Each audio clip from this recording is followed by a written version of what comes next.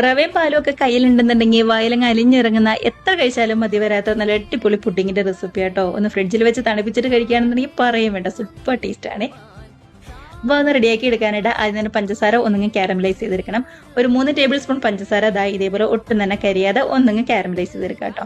അതിലേക്ക് ഒരു 3 ടീസ്പൂൺ വെള്ളവും കൂടി ചേർത്ത് നന്നായിട്ടൊന്ന് മിക്സ് ആയി വരുമ്പോൾ നമ്മൾ ഏത് പാത്രത്തിലാണോ സെറ്റ് ചെയ്യുന്നത് ആ പാത്രത്തിലേക്ക് അങ്ങോട്ട് ഒഴിച്ചു കൊടുക്കുക. ഞാൻ ഇതേപോലൊരു കേക്ക് ടിന്നായിട്ട് എടുത്തിരിക്കുന്നത്. നന്നായിട്ടൊന്ന് തണുത്ത് വരട്ടെ.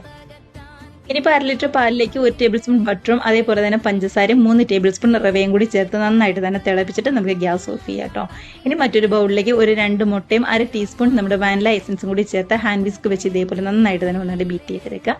അതിനുശേഷം നമ്മൾ റെഡിയാക്കി വെച്ചിരിക്കുന്ന റവയുടെയും പാലിൻ്റെയും മിക്സ് ഉണ്ടല്ലോ, ആ വലിയ ചൂടൊക്കെ ഒന്ന് ആറി കഴിയുമ്പോൾ ഇതേപോലെ കുറച്ച് ചേർത്ത് നന്നായിട്ടൊന്ന് മിക്സ് ചെയ്തെടുക്കുക കേട്ടോ. തണുത്തൊന്നും പോകരുത്, വലിയ ചൂടൊന്ന് ആറി വന്നാൽ മാത്രം മതി. ഇനിയിപ്പോൾ നമ്മുടെ കേക്ക് ടിന്നിലേക്ക് മാറ്റി ഇതേപോലെ നന്നായിട്ട് കവർ ചെയ്ത് ഇഡ്ഡലി പാത്രത്തിൽ വെച്ച് നന്നായിട്ട് വന്നിട്ട് ആവി കയറ്റിയെടുക്കലാണ് ചെയ്യുന്നത്. മീഡിയം ഫ്ലെയിമിൽ ഒരു 25 മിനിറ്റ് അത്ര മാത്രം മതിയാവും. കണ്ടതാ നന്നായിട്ട് തന്നെ റെഡിയായി വന്നിട്ടുണ്ട്. തണുത്ത് കഴിയുമ്പോൾ ഫ്രിഡ്ജിലൊക്കെ വെച്ച് ഒന്നും കൂടി തണുപ്പിച്ചിട്ട് കട്ട് ചെയ്ത് കഴിക്കാവുന്നതേ ഉള്ളൂ. അപ്പോൾ ഇത്രയേ ഉള്ളൂ നമ്മുടെ പുഡിങ്ങിന്റെ റെസിപ്പി എന്ന് പറയുന്നത്. വയറിടങ്ങ് അരിഞ്ഞിറങ്ങുന്ന നല്ല പഞ്ഞി പോലുള്ള സ്വീറ്റ് ആയിട്ടുള്ള പുഡിംഗ് ആണ്. മറക്കാതെ മിസ് ചെയ്യാതെ ട്രൈ ചെയ്ത് നോക്കിയിട്ട് അടിപൊളിയായിട്ട് ഇരുന്ന് കഴിക്കാം കേട്ടോ. കമന്റ്സ് ഒക്കെ മറക്കാതെ അറിയിക്കണേ.